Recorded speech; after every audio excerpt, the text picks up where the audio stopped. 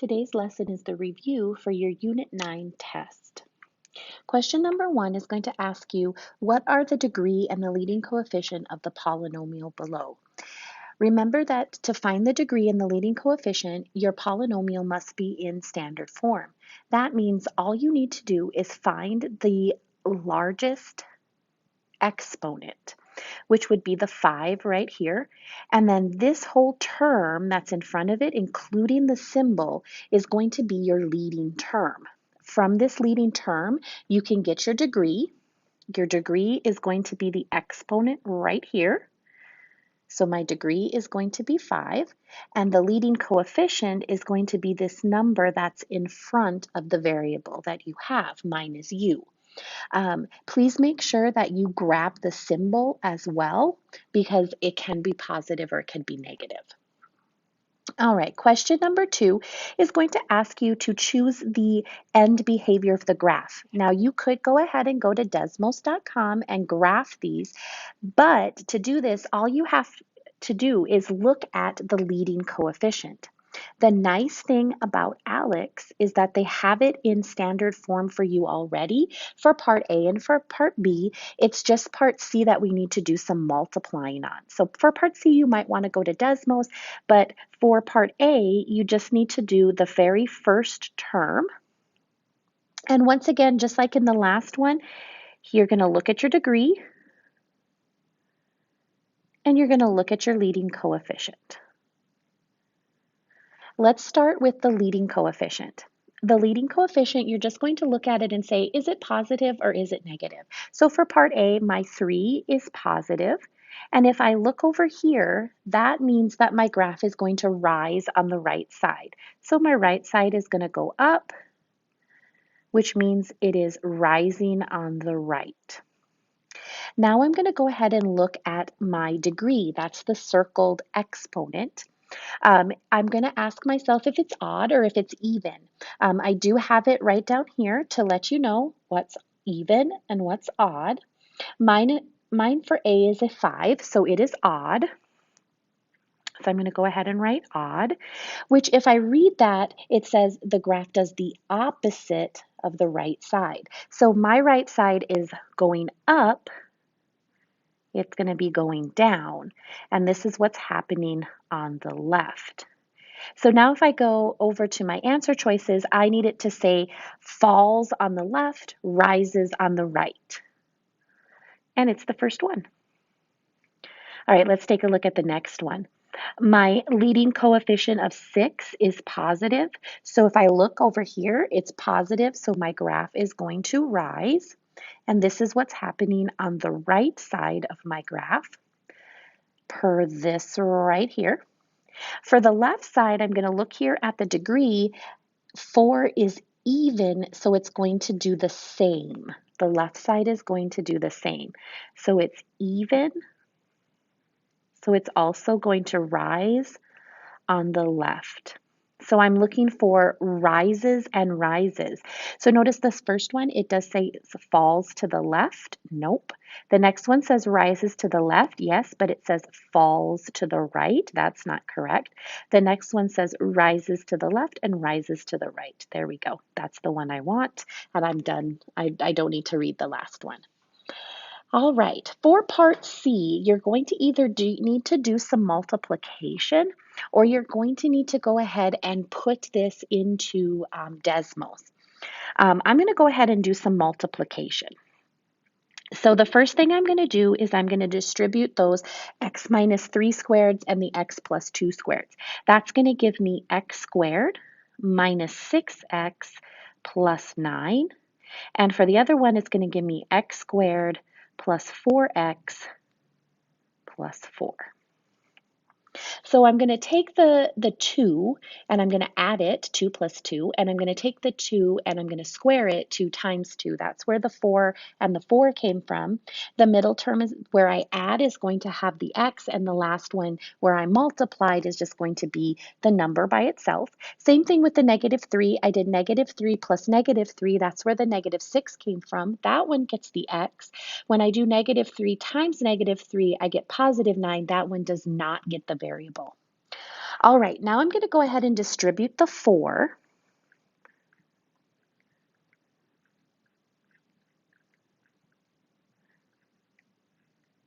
And I'm going to put this polynomial, this trinomial in parentheses, and I'm going to go ahead and look at this one.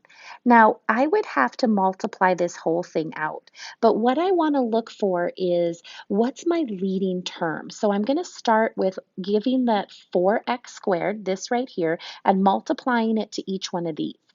Then what I'm going to do is I'm going to go ahead and multiply this to each one, and then lastly this to each one. I might stop in between because I think I'm going to end up with my leading term right here in the beginning. 4 times 4 is 16, and 4 times 4 is 16. All right, now the negative 24. The first one here is going to give me negative 24x cubed. Notice I'm not getting anything bigger than that x to the 4th. As I continue on, I get negative 96x squared minus 96x. If I multiply the 36 times x squared, it would be 36x squared. I'm just not going to get anything bigger. I'm just not getting anything bigger than this right here. Okay, so it was just really that first multiplication that I had to do. When I multiplied this to this, I'm not getting anything bigger. Notice my exponent here is a 3. This cannot be the leading term. When I multiply here to here, I got the 36x squared. So I can't get anything bigger than this multiplication times this multiplication. So as long as that's what you do, you'll have the leading term correct. All right, so here is my degree, and here would be my leading coefficient. My leading coefficient, once again, is positive, and so it's going to rise on the right, just like the other ones have. If you have a negative, guys, if you have a negative, don't forget, if it turns out negative, it is going to go ahead and fall on the right. So just make sure that you pay attention to that. My degree is 4, which is even, so it's going to do the same as the right side. The left side is even, so it's going to rise as well on the left. I'm looking for rises and rises. So falls to the left, no. Rises to the left, yes. Falls to the right, no. Rises to the left, rises to the right. There we go. All right. Question number 6 is going to ask you to determine where the function is either increasing or decreasing. Now, this function is asking me for, oh, I guess I could have left that, sorry, for strictly increasing. Where is my graph going up? Don't forget that you start reading your graph from the left side and you read towards the right side. So we're going to start right here. And all they want are the x values. So the x value at this starting point is negative 6. And your graph is going to go up to this point right here at x equals negative 4. Then it stays constant to this point right here, which is x equals negative 2. Then it falls to this point here at x equals 1. Then it rises to this point at x equals 2, and it falls to the end of your graph at x equals 6. You want the ones where it is increasing. Where is it going up? Well, from here to here, and from there to there. The first one, you would put, you could put parentheses, or you could put brackets. Alex will take either one, negative 6, comma, negative 4. You always want to make sure that you do the leftmost number first and then the rightmost number first, because it has to be in order from smallest to largest. And remember, a negative 6 is smaller than a negative 4 because we're farther away from 0. For our second one, the little increasing, the little arrow up, it would be 1, comma 2. Places where this graph happened to be decreasing would be right here from -2 to +1, and then right here from 2 to 6. This piece right here is what's called constant because it's neither rising nor falling. It's just staying the same from -4 to -2. All right, question number 4 is going to ask you to use the graph below to answer some questions.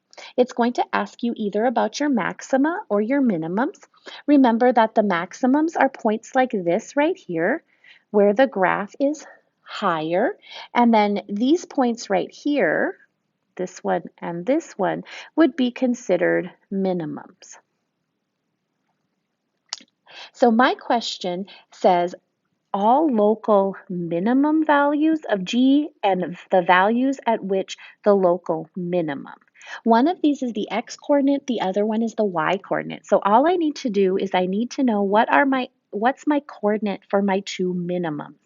Please make sure that you do read because it can change to the word maximum, and then I would be using that blue dot up above. Remember, every ordered pair has an X and a Y value, and the first one is always X and the second one is always Y. So for the first one where it says all local, you're going to give me the Y values. The order shouldn't matter, you just need to separate them with a comma. And for the second one where it says all values at which, you're going to give me the X values, -3, 4.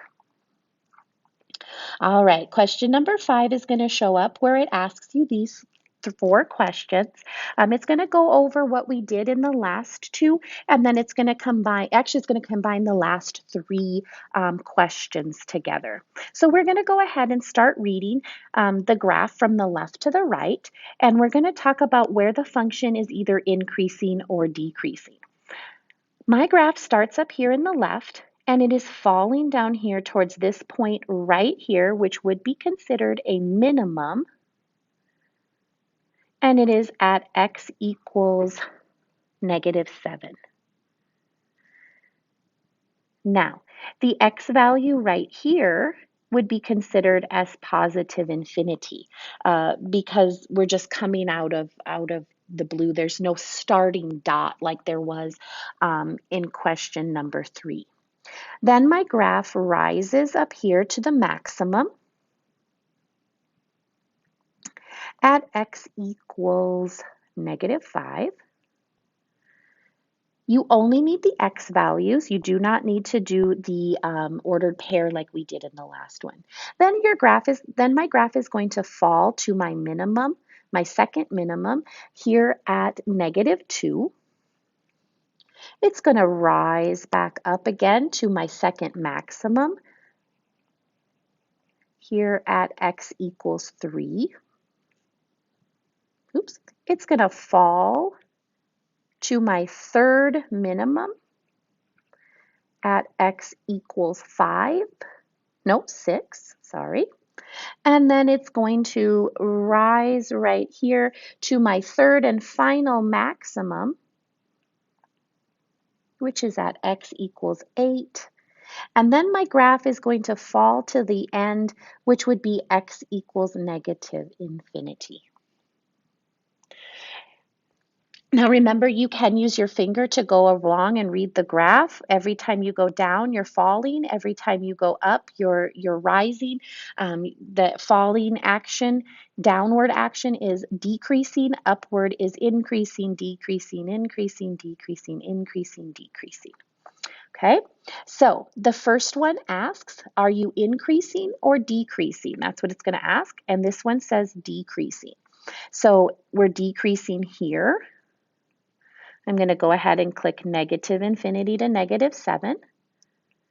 Then we're decreasing again here from -5 to -2.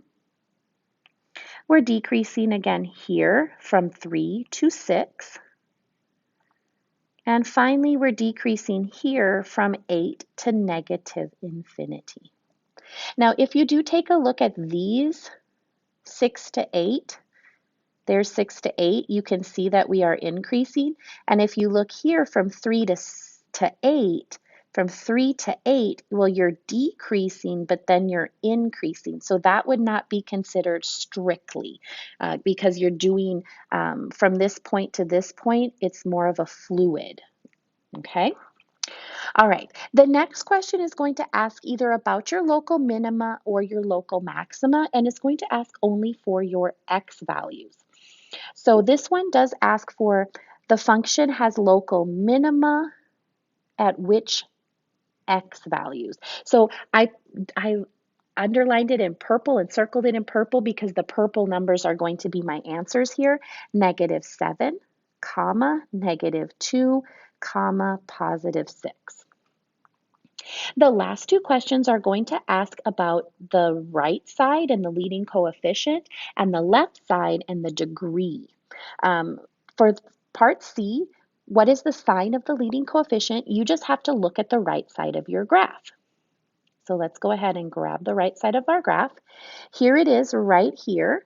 And you just have to make a decision, where would the arrow be? Now remember, there is a maximum here. Would it make sense to have the arrow there, or would it make sense to have the arrow here? It can't be in both places. Which one makes more sense? Well, an arrow and a point can't be at the same place because an arrow means continuality and a point means a stop. So my arrow is going to be here, which means my graph is doing this and it's falling. My graph is falling on the right side. If I go and look at that, my leading coefficient is negative. So I'm going to go ahead and choose negative from the drop-down menu. All right, for the degree, what is the possible degree? Now, we're not going to find the exact degree, but we can figure out if it is odd or even, and then what kind of numbers could it be? So the first thing we're going to do is we're going to look at the left side of the graph. And we're just going to ask ourselves, is it doing the same as the right side, or is it doing the opposite of the right side? So don't worry about reading the rest of that. Just what's the left side doing? Is it rising or is it falling? And how does that compare to what we said about the right side? So let's go ahead and look. Here's the left side of my graph. And if I look at it once again, where would the arrow be? Here is my minimum at the circle. Would it be there? No. My arrow would be up here at the top by the letter L. So over here, my graph is rising. It is going up. If I look at the other side here in blue, why? These words are not the same. So this is the opposite. This is the opposite. So I'm choosing this right here, which means my right side or my degree is going to be odd. I am not going to click 4 or 6 or 8. I'm going to click 5, 7, 9. Now I need to be careful because it's not all of them. You have to do one more thing. You have to go back and you have to count all your extrema. You have to count every min and every max. Well, if I just slide up just a bit, there's 1, 2, 3, 4, 5, 6. I'm going to take that number that I got and I'm going to add 1 to it. This is as low of a degree as I can have. I cannot go any lower. So my degree is for sure 7, but guess what? It can't be 5 because 5 is lower than, it's less than 7. But you know what? It could be 9. It could be 9 and they're just missing some terms. So you want to pick the number that you get plus the bigger one. Never pick the number that you get and the smaller of that same set, odd or even. All right. Questions number 6, 7, 9, and 10 are going to talk about the last part of our unit. Number 6 is going to be an add or subtract. Now, I'm very happy that mine happened to be a subtract because I do feel that it is a little bit harder than the other ones. You're just going to go ahead and combine like terms. So make sure that the exponents match and that the variables match, the letters match. The letters and the exponents must match. So I'm going to grab my highlighter and I'm going to start highlighting. 6x squared. I'm going to look in the other one. 6x squared y. There's not one there to match it up. Okay, let's go here. Notice I'm grabbing the symbol in front because I need to know if it's positive or if it's negative. This one matches with this one. And then the last one here will be negative 3xy squared. It's going to match with that one. And notice I have one that doesn't match. It's going to be by itself. So I have a purple by itself and a yellow by itself. The blues are going to go together. The pinks are going to go together. All right, I'm going to be changing colors. I do apologize. Here we go. I'm going to start with the purple simply because it was the first term in the first parenthesis. I am going to subtract nothing because there's no purple in the second parenthesis. Let's move on to the blue just because simply it is next. I'm going to remind myself that that's a 1x squared, and I'm going to subtract the blue from the second parenthesis. Next, I'm going to move on to the pink.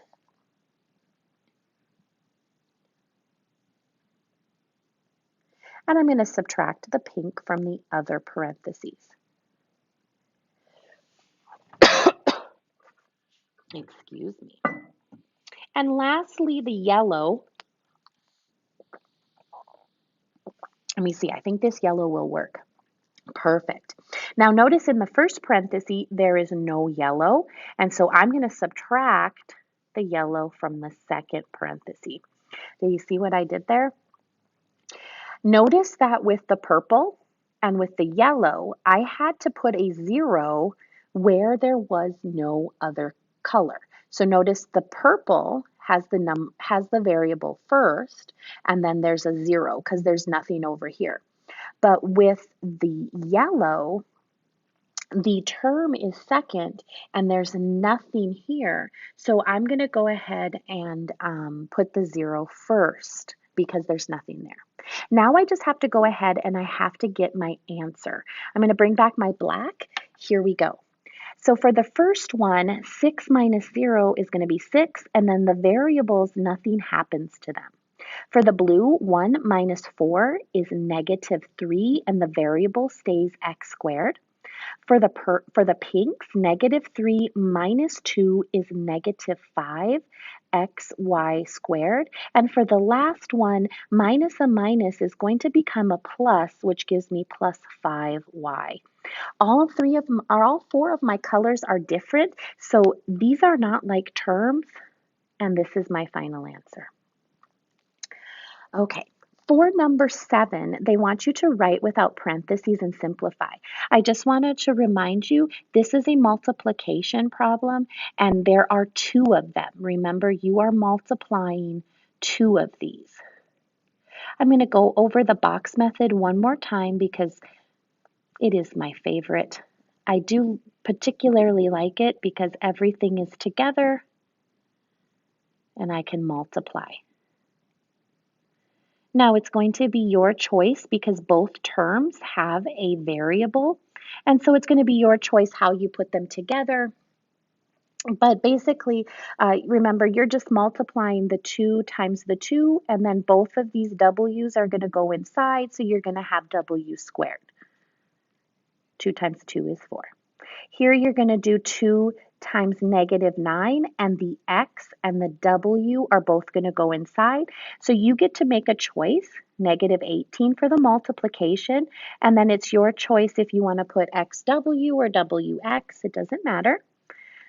Negative 9 times 2, negative 18 again. You're going to do the same thing, use the same pattern that you chose here. That way you don't confuse yourself that they aren't like terms when they really are. Negative 9 times negative 9 is positive 81, and both of the x's will come inside to make x squared. Remember that what I love so much about the box is that the like terms are going to be right here across from each other, and the box tells me to add them. Add them together. Let me bring that black back. You start in the upper left corner with the 4w squared. You always start here, and then you always end with this one, and the circle goes in the middle. So negative 18 plus negative 18 is negative 36xw plus 81x squared. Everybody has a different variable, a different letter with a different exponent, so I can't add together anymore. All right, number 9 is going to be our division, and this is the division problem that I chose. I'm going to go ahead and grab my piece of paper, and I'm going to put the first polynomial underneath the trinomial, and I'm going to put the second polynomial outside the binomial. I'm going to underline the leading terms both inside and out. Remember the outside, the divisor, the purple one is not going to change, but the one inside, the blue one, it is going to change as we go throughout this problem. All right, so for the first one, I'm going to go ahead and do 6x squared divided by the x outside. I have to remember that the x squared means that there are two x's on the top. There's the one on the bottom, so they're going to cancel each other out. There's nothing to divide that 6 by, so my answer is going to be 6x. I'm going to put this up on the top. I like to indent it off a little bit, but it doesn't really matter. I'm going to then go ahead and multiply it, distribute it to my divisor out front. Let me show you that right here. Remember, you're distributing, so 6x times x is 6x squared, and 6x times 4 is 24x. You're going to take this, and you're going to place it right here underneath these two terms. These first two with the blue line in between them, they should match. If they don't, you've done something wrong. Go back and double check your multiplying. Go back and double check your division. Once you have done this, you're going to go ahead and subtract because the whole goal is to get rid of that leading term. If you're going to subtract here, though, be careful because you need to just subtract here as well. You need to do 30 minus 24, not 30 plus 24, which is 6x. And then you're going to bring down this plus 27. Now we're just going to go ahead and repeat the step that we just did with our new leading term. Our new leading term is 6x. Oh, I like this problem. And I'm going to go ahead and divide it by the purple x outside. This time I don't need my laser because I can see that the x's will cancel each other out and I'm left with just 6. That 6, yep, you guessed it, it's going to go up on the top. And since it's positive, I'm going to put a plus sign in front of it. I'm going to repeat what I did, so I need to distribute it to the divisor out front. And let me show you that right here. I'm going to do 6 times x, which is 6x, and I'm going to do 6 times 4, which is 24. Just like the last time, I'm going to take this polynomial and I'm going to place it right here and here. The first ones should match, and they do. Plus 24, there we go. And I'm going to do the same exact thing I did last time, which is, grabbed the wrong color. I'm going to go ahead and subtract. I must be doing something right because the leading terms cancel out, and then remind myself to subtract and not add. 27 minus 24 is 3. This is my answer. This right here is my quotient, and the 3 down here is my remainder. The last question on today's test is going to be the synthetic division. I have placed the steps here for you. Remember though that Alex does a wonderful job of doing steps 1 and 2 for you. They've already written down the known zero in the house. That's this number right here. And they've already gone ahead and done step 2. They've listed out the coefficients. So if you don't even read this stuff up here, it's okay. Now, the one thing that you do need from up there is you do need to know your degree right here. So you do need to know what the variable is for this first one. What I like to do, if you remember, is I like to do this is x cubed. This is x squared, this is x, and then 6 was my constant, so I don't put anything. All right, we're at step 3. We're going to go ahead and bring down the first coefficient, and copy it. So don't do anything, just copy that number straight down, just copy it, whatever it is. Now you're going to go ahead and you're going to start multiplying that first coefficient on the bottom times the house number. So you're going to go ahead and take this 3 and you're going to say times 3 equals, and you're going to put what 3 times 3 is right here. 3 times 3 is 9. Then it says you are going, okay, so it says write the product under the second coefficient. Number 6, we're going to go ahead and add down. We're going to add -7 plus 9. That gives us +2. Oops, I didn't change my color. Hold on. +2. And now we're at step 7. We're just going to repeat this until we are done and we can't multiply and bring and add anymore. So let's multiply by the house one more time. Times 2 equals 3 times 2 is 6. Add to them together, -8 plus 6. If you need to use Desmos, by all means, please do. I always double check it just to make sure. And then negative or +3 times -2. And then add one last time. 6 plus -6. Oh, I keep thinking I changed my color and it didn't. There we go. I now have my answer. I just have to remember how to write it. Well, remember, I put the little x's up above. I put the variables up above the original coefficients. So it's x cubed, x squared, and x, and then the constant. What happens down below? So this one is x cubed. This one is 1 less. This one is x squared. This one is 1 less. This one is x, so this is my constant. That makes this my remainder. So let me write that again. This one is 1 less, 1 less, 1 less. This one is the remainder then. I like to do the box. So my answer is going to be 3x squared plus 2x minus 2. And I'm going to put in this box right here my 0. You got this, guys. Good luck.